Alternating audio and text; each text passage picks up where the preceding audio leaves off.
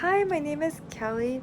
I'm going to be answering chapter 3 part where it's, as a macro social worker, how can I engage in policy analysis and reform to address systemic biases specifically to law enforcement practices?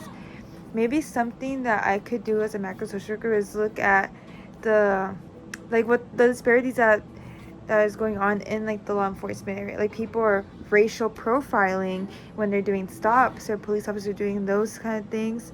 And a way to do that is by asking for policy is asking for the statistics on that. Like, how many times is a cop pulling over someone because of their color of their skin, like stuff like that. And just transparency in how police are stopping people at the light, and also arrest, because that can, people who are in our marginalized population are more prone to arrest because of racial profiling than other people.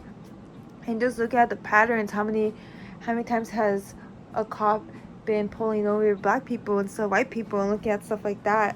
Just really looking, really having the police department be very transparent, releasing records of this, keeping track of this, having a policy that's keeping track of this. That way there's no oversight being seen, that we're looking at everything and everything is being seen, and it's again, it's all transparency. And also, sentencing disparities is one of the number one things, where some people, marginalized people, are more sentenced for far more years than a white person. And just looking at stuff like that even further. Again, just advocating for statistics on this, even maybe including a training on biases for them. I think that can go a long way. In chapter 4, the question is, incarcerated individuals face many barriers related to employment, voting, education, housing, among other things. As a macro social worker, how can you effectively advocate for changes in policies and practices to promote this population's reintegration and social inclusion? Yeah, so incarcerated individuals are facing a lot of barriers like that, because when employment, there's a box right there that says, are you a felon? Have you ever been in jail? And stuff like that.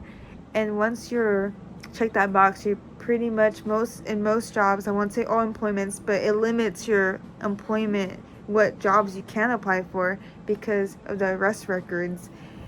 And I know there's a thing, I think it's banned the box, where they don't allow, I think it's a policy that they're trying to integrate, where they don't allow that question to be asked. That way there's more employment opportunities for people. I think also educating just people in society as a whole about reintegration, how if they're having such a hard time reintegrating, then it can also lead to them doing their bad acts again, or doing what they were doing before, and leading them back to jail again because of the barriers they're facing. I think showing people statistics on that, just educating people on that, educating them how we can help reintegrate people back into society. Voting, convicted felons, I believe, cannot vote. That's another thing. Just education of them.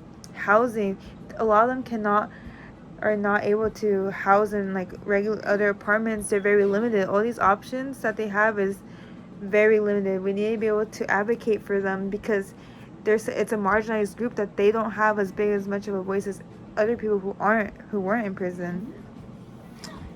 I think that's it.